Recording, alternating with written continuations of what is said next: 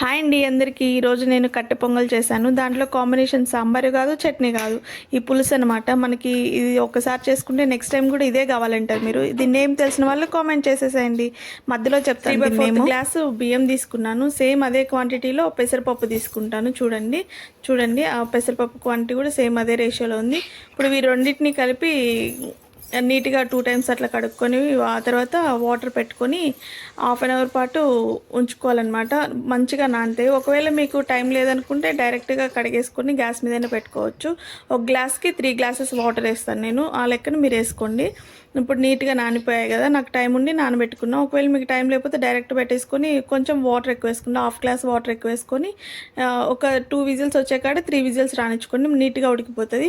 ఇప్పుడు cooker whistle వచ్చింది కదా, కుక్కర్ విజిల్ వచ్చేటప్పుడు మటుకు నేను అసలు ఆ ఏరియాలోనే ఉండను. ఎంత వర్క్ ఉన్నా కూడా, ఒకవేళ పాలు కాయాలన్నా కూడా నేను అక్కడ ఉండను, బయటకు వచ్చేస్తాను. ఎందుకంటే ఆల్రెడీ నాకు 2 టైమ్స్ ఎక్స్పీరియన్స్ అనమాట. ఇప్పుడు విజిల్ వస్తుంది ఉన్నారు కదా అని అనుకోవచ్చు, కాకపోతే నేను అక్కడ లేననమాట. మీకు చూపించడం కోసం స్పూన్తో పైకన్నాను, గ్యాస్ ఆఫ్ చేసి అప్పుడు వస్తుంది కదా ఆ విజిల్ పెట్టాను అంతేను. నేనైతే ఉండను అసలుకి. 2 టైమ్స్ నాకు బాగా ఎక్స్పీరియన్స్. పైనకు వచ్చి కింద పడింది, అందుకనే నాకు భయము, అది ఉండను. ఇప్పుడు చూడండి ఎంత మెత్తగా ఉడికిపోయిందో. ఇది కొంచెం గట్టిగా అయిపోయింది కదండి. ఇప్పుడు దీంట్లోకి కొంచెం హాట్ వాటర్ పోసుకుందాము. దాని క్లిప్ అయితే నాకు మిస్ అయింది. దాన్ని అంటే ఎంత గట్టిగా ఉంది కదా, కొంచెం లూజ్గా అయితే వాటర్ పోసుకుందాం. అది తాలింపు పసుపు అంతా వేసినాక ఎంత లూజ్గా వస్తుందో క్లిప్ ఉంటుంది, అది చూడండి మీకు అర్థమవుతుంది. ఇప్పుడు దీని తాలింపు కోసము ఆయిల్ వేసుకొని, కొంచెం ఆయిల్ వేసుకొని, నేను ఆయిల్ ఎక్కువ వేసానండి. ఇక్కడ ఆయిల్ మళ్ళీ తీసేసాను, చూడండి తీసేసాను. ఎందుకంటే నెయ్యి ఇక్కడ ఎక్కువ వేస్తాను. నెయ్యి ఎక్కువ వేస్తే బాగుంటుంది అనమాట. నా దగ్గర ఏమి సామాన్ లేదు, ఎందుకంటే మేము ఈ మంత్ వేరే ప్లాన్లో ఉన్నాము. అందుకని నేను ఇక్కడ ఏం సామాన్ లేదు. అందుకని జస్ట్ ఆవాలు, జీలకర్ర, ఇంకా పచ్చెనపప్పు ఉంది, ఆ మూడే వేసి నేను తాలింపు పెట్టాను. ఈ మిరియాలు నాకు ఎదిరింటి ఆంటీ ఇచ్చిందండి. చాలా అంటే చాలా ఘాటు ఉన్నాయి ఇవి. నేను మర్చిపోయి అన్నేసి దంచేసాను, కాకపోతే మొత్తం వేయలేదనమాట. ఎందుకంటే చాలా ప్లాన్ ఏంటో మీకు తెలియాలంటే మన ఛానల్ని సబ్స్క్రైబ్ చేసుకొని రోజు వీడియోస్ చూస్తుండండి, మీకు ఈజీగా తెలిసిపోతుంది. ఇక్కడ మిరియాలు కూడా వేసేసి, పచ్చెనపప్పు అంతా వేసేసి, జీలకర్ర మొత్తం వేసేసినాను. ఇప్పుడు కరివేపాకు కూడా లాస్ట్లో వేసేసుకుందాము.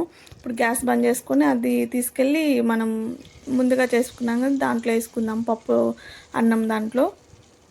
ఇప్పుడు కొంచెం పసుపు వేస్తాము దీంట్లో అనమాట. తీసేసాక పసుపు వేస్తారేంటి, అది పసుపు వాసన రాదా అనుకోవచ్చు. ఇక్కడ మనం కొంచెం హాట్ వాటర్ పోస్తామని చెప్పి లేదా, అప్పుడు వాటర్ పోసుకొని కొంచెం ఒక 5 మినిట్స్ 10 మినిట్స్ అట్లా గ్యాస్ మీద పెట్టుకుందాము. బాగానే ఉంటుంది, ఏం పచ్చివాసన ఏం రాదు. ఇదిగోండి పసుపు వేస్తున్నాను. పసుపు అదంతా వేసాక కొంచెం కలుపుకుంటే మనకి ఇంకా గట్టిగా అయిపోతుంది. మనం తినే టైంకి కొంచెం ఒక హాఫ్ అన్ అవర్ 1 అవర్ లేట్గా తింటామనుకోండి, ఇంకా గట్టిగా అయిపోతుంది. అందుకని కొంచెం వాటర్ వేసుకుందాం. చూడండి ఈ కన్సిస్టెన్సీలో వస్తే చాలు. ముందు మనకి గట్టిగా ఉండింది కదా, కొంచెం హాట్ వాటర్ వేసుకొని కలుపుకోవాలి. కూల్ వాటర్ అయితే వేయద్దు. అండ్ ఇక్కడ ఇప్పుడు వరకు నేను సాల్ట్ వేయలే కదా, దీంట్లో ఇప్పుడు సాల్ట్ వేసాను. మొత్తం తిప్పుకొని గ్యాస్ మీద పెట్టుకున్నాను. చూడండి ఇంతే అయిపోతుంది. ఇప్పుడు దీంట్లోకి మనకి ఇంకా కావాలంటే మీరు కొంచెం అల్లం వేసుకోవచ్చు, కొంచెం అవేంటివి జీడిపప్పు వేసుకోవచ్చండి.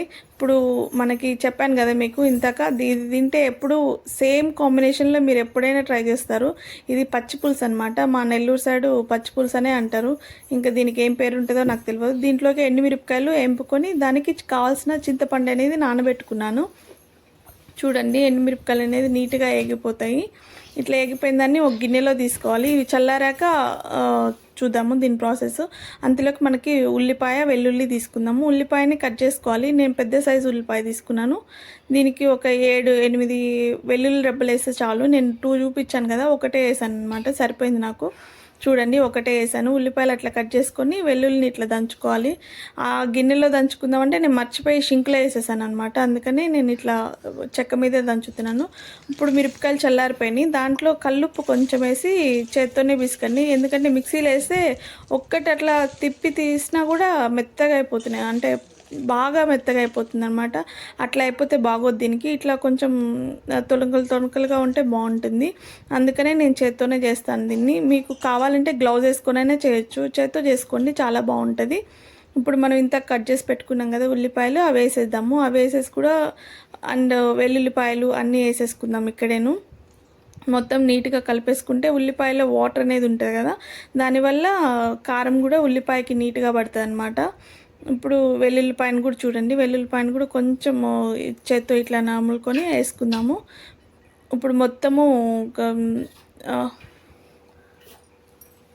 మొత్తం నీట్గా కలుపుకొని ఉల్లిపాయలో ఉండే వాటరు, కారము, తెల్లవాయ మొత్తం నీట్గా కలిసిపోతాయి అన్నమాట. ఇట్లా నీట్గా కలిసిపోతాయి. చూడండి ఎంత బాగా కలిసిపోయాయో.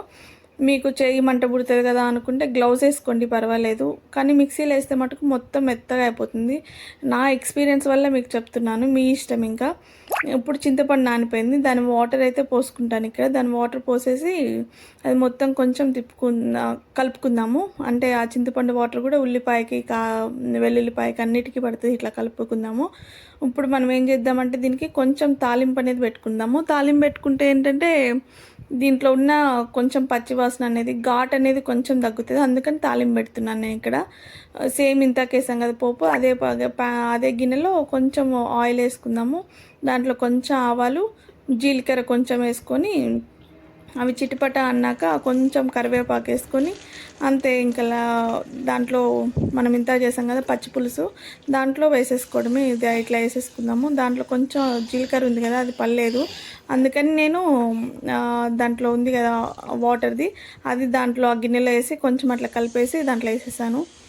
ఇప్పుడు నీట్గా కలుపుకుంటే అయిపోతుందండి పచ్చి పులుసు. ఈ కాంబినేషన్లో మీరు అయితే కట్టె పొంగల్ తిన్నారంటే next time no chutney, no sambar, same ఇదే చేసుకుంటారు. అంత బాగుంటుంది అనమాట. చూడండి ఇట్లా ఉంటుంది. థ్యాంక్ యూ ఫర్ వాచింగ్ అండి. ప్లీజ్ సబ్స్క్రైబ్ చేసుకోండి మన ఛానల్ని. ఇట్లాంటి వీడియోస్ చాలా చేస్తాను. థ్యాంక్ యూ అండి. Thank you for watching. Please subscribe.